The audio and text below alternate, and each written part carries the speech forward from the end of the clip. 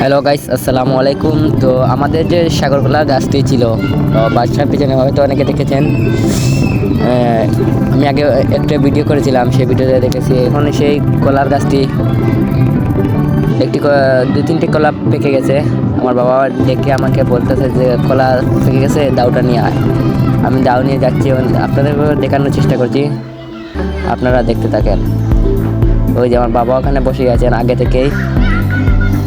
উনি দেখার পর আমাকে ডাকছেন। আমার সাথে আছেন আমার দুনো বাগনা দুটি আমার সাথে আছে।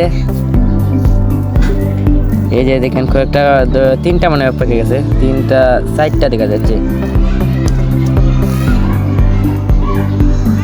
এইটা আসলে আমরা আনছিলাম আমাদের বাজার থেকেই, আনছিলাম পাঁচটার জন্য প্রতি পিসের জন্য হলো 100 টাকা করে।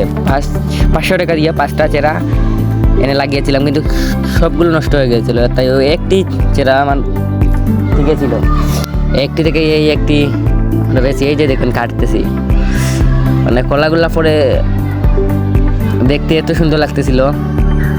আমাদের বাড়িতে আছে প্রায় 6-7 ধরনের কলা আছে।